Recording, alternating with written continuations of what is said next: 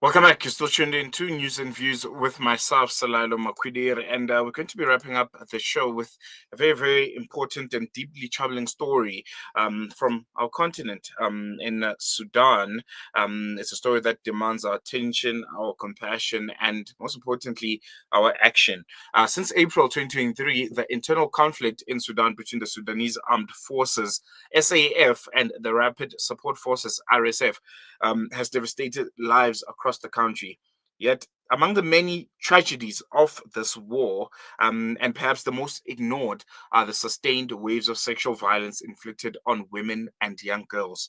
New reports by Amnesty International and Human Rights Watch reveal that women and girls, some as young as 9 years old, being raped, gang raped, abducted, held in captivity, and forced into marriage and denied any access to justice or healthcare. These are not random acts of violence. The evidence also shows that they are part of a deliberate strategy of terror, of humiliation, and general displacement. And with us today to unpack just the scope, the causes, and what must be done is a psychologist and researcher from Fashir, Sister Rasha Sharif, and we'll be asking very, very important question about some of the cases on the ground, and what she's gathered and what she's heard, some of the barriers that survivors face, and most importantly, what role should the international community and the African continent play in response to this crisis. Sister Rasha, Assalamu alaikum. Jazakallah so much for joining us. Really appreciate you giving us your time. Wa alaikum assalam wa rahmatullahi wa barakatuh. Shukran jazakallah khair for having us and for bringing the voice of the people of Sudan. Most definitely. And I want to jump right into it. Usually when we talk about the war in Sudan and the genocide essentially that has been undertaken there, we focus on the brutal violence, which is very, very important. The violence and the killings of the civilians, and the abuse. I think social media is showing us, I think, horrendous images of the true and lived reality of the Sudanese people, but we don't really focus on the other aspect of this, which is, I think, is also very, very deeply concerning. The sexual violence aspect of it, the raping of women and young girls. How widespread is this practice? And what have you gathered, from Sudanese people in Al Fashir and different parts of the country when it comes to this aspect? Sexual violence also being used as a weapon of this war. Yes, sexual violence and rape has been used widely in the war in Sudan. It has been used as a weapon of war, definitely in this war. So women and girls are the most affected, and they are paying the highest price in this war. First, and because as we all know that the crisis in Sudan has been described as the most or the worst humanitarian and displacement crisis. And unfortunately, women and girls are the most displaced people during this conflict. Women and girls consist more than 80% of the displaced people.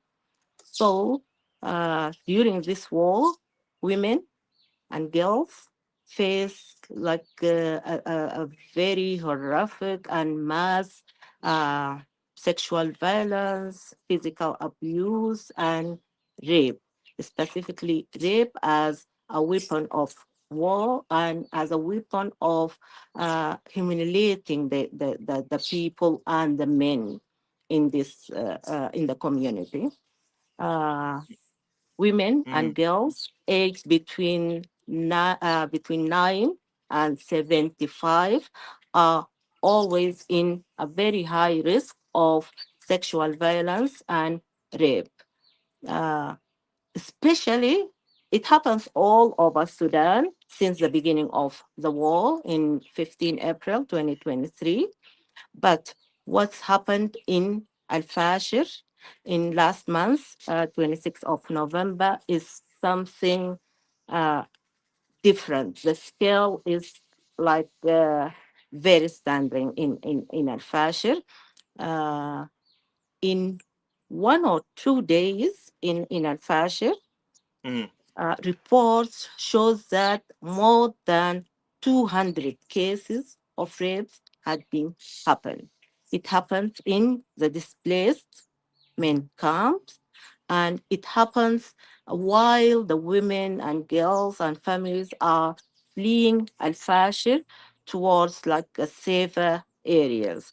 Uh, in their journey from Al-Fashir to Tawila, for example, west of Al-Fashir, uh, the girls and women face like horrific violence in their way even to the safer area. Reports and witnesses shows like a mass rape have been happened.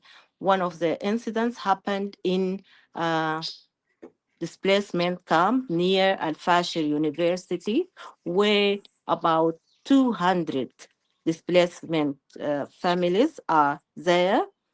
So the RSF personnel, they pick girls and women and rape them in front of their families, parents, their husbands, their brothers.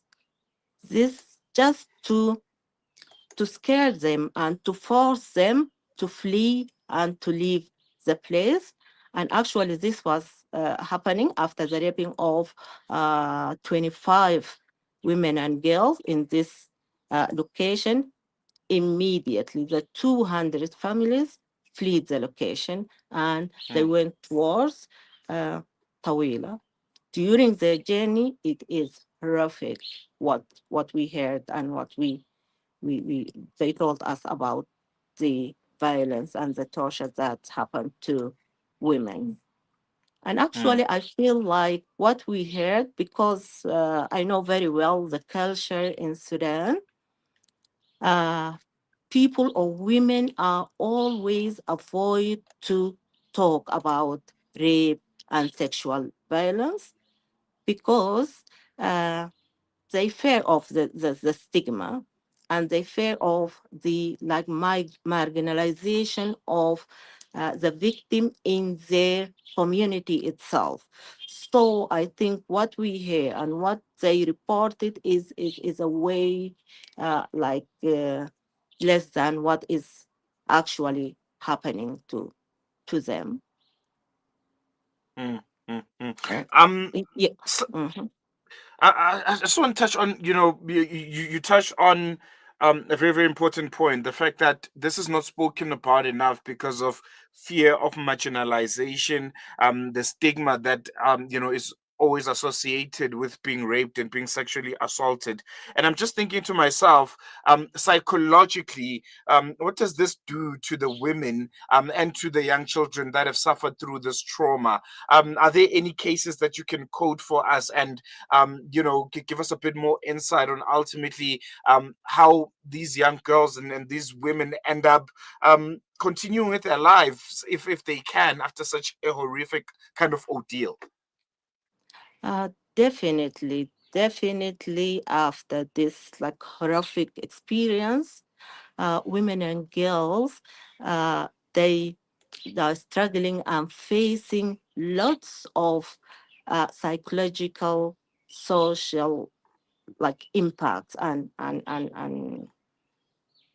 effect of this war.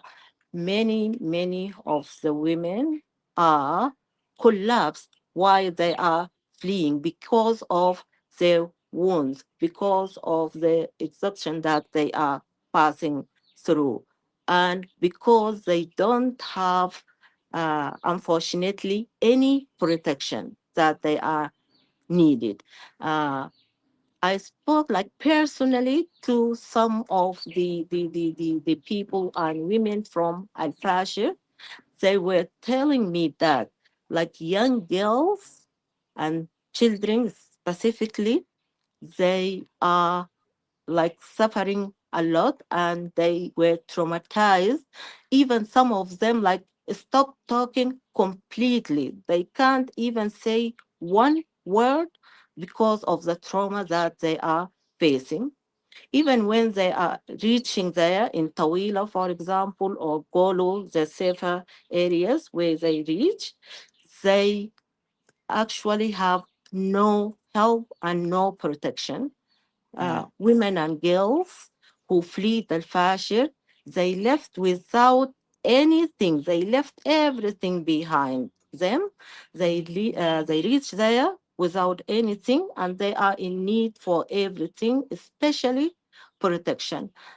Protection, I mean, they need to food, to water, to clothing, to shelters, to health services. There is nothing that is provided to those families or to those displaced people. And there is like a specific protection need for women who need pass through rape and sexual violence. They need like a specific psychological and social and counseling. Uh, this help and aid is nothing provided to women. They are need for the health services. They are need for uh, dignity kit. They mm, can't find any help, any support, no protection for women. So they are suffering psychologically, definitely, economically, socially. They suffer a lot without any help, actually. mm, mm.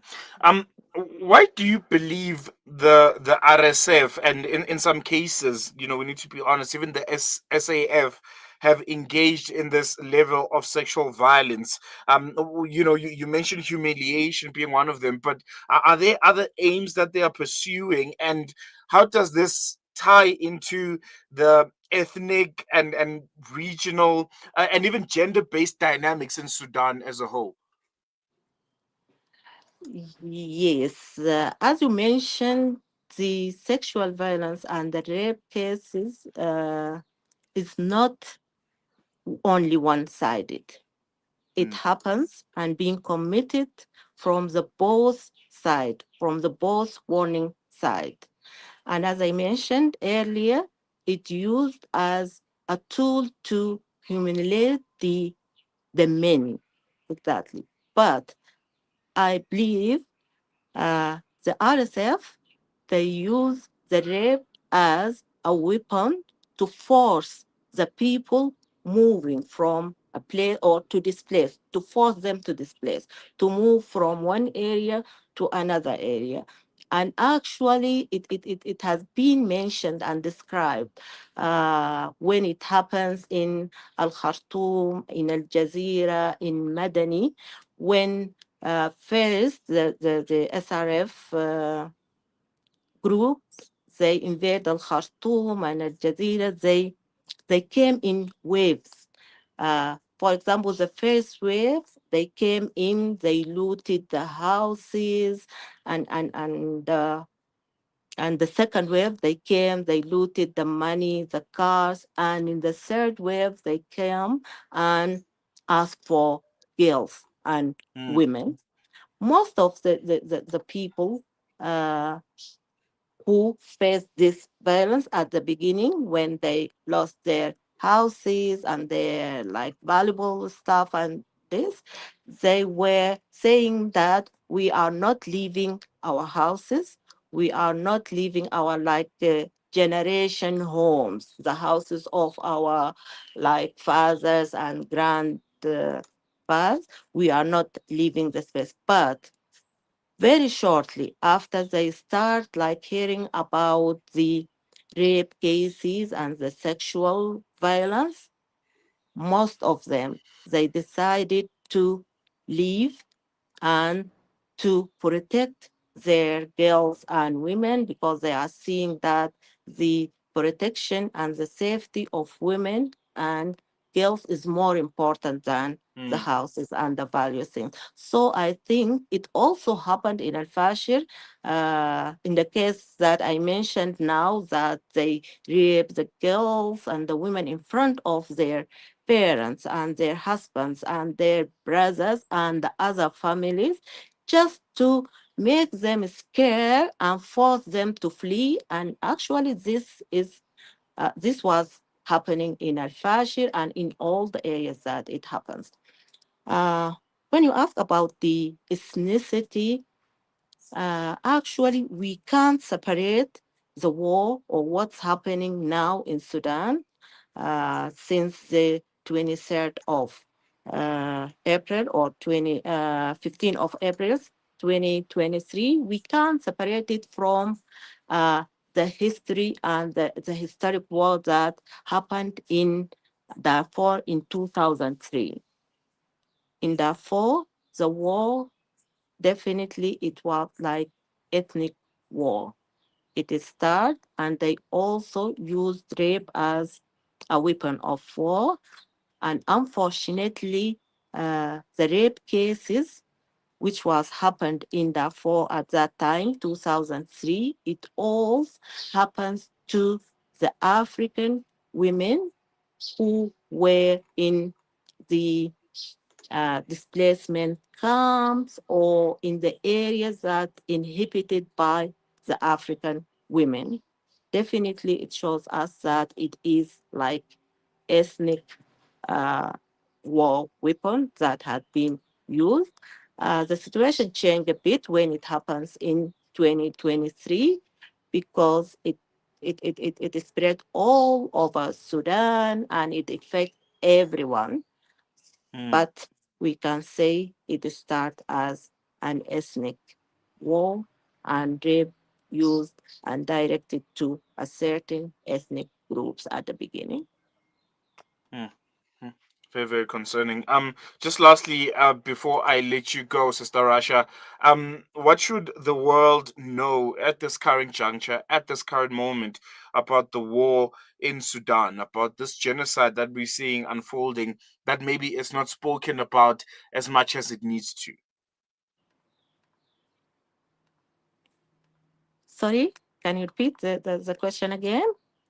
So just I to can hear. wrap up, South Africans, the people who are listening to us from the rest of the world, what do you think it's important that they need to know at this current moment, at this current juncture, about the genocide and war in Sudan at this current moment that is not maybe spoken about enough? What is an aspect that is not spoken about enough that we need to know, so that we get a better understanding of what's happening Mhm. to the Sudanese people?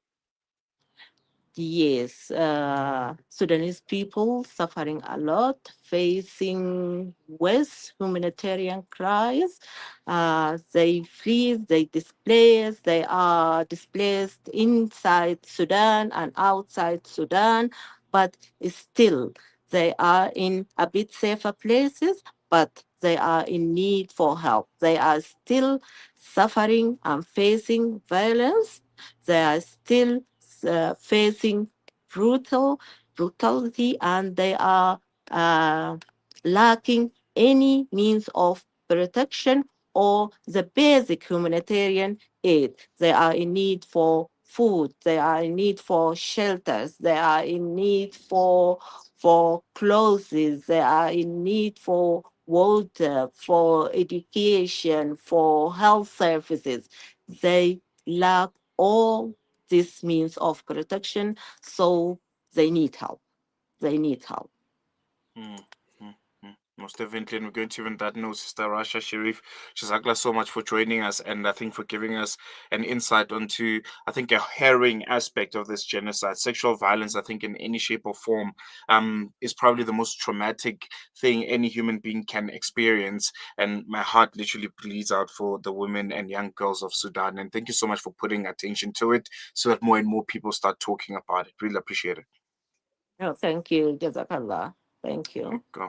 Rasha Uh, Sharif, psychologist and researcher from Al Fashir in Sudan, giving us insight, I think, on an aspect of this genocide, of this war that I don't think we focus on enough, that we don't talk about enough. Sexual violence being used as a weapon. Having young women and children, wives, mothers, grandmothers being sexually assaulted, being raped in front of their sons, in front of their husbands. It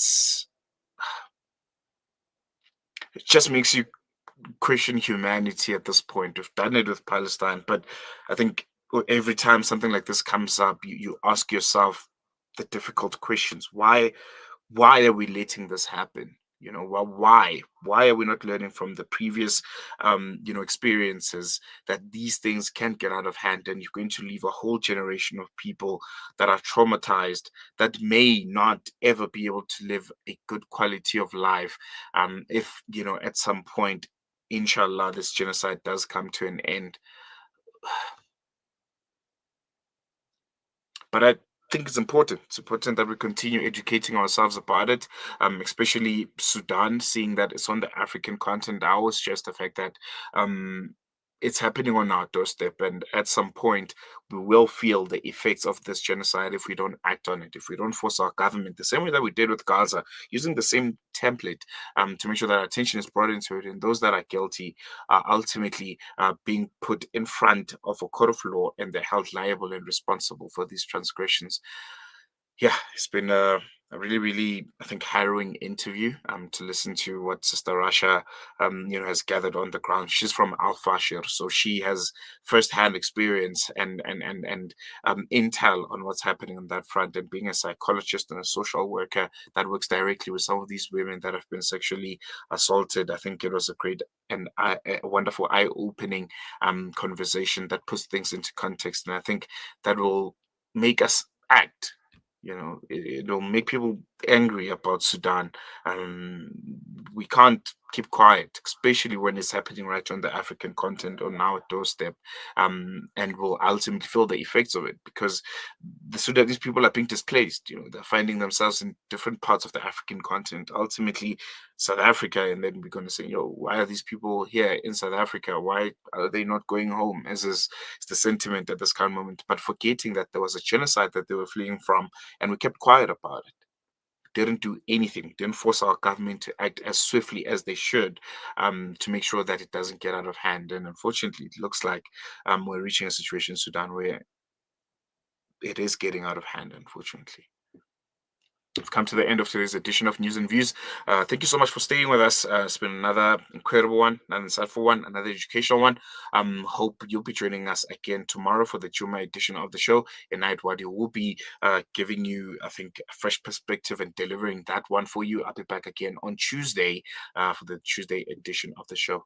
Otherwise, for myself, Salalo Makwidir, and everyone that was involved in making the show a possibility, thank you so much, and shap shap.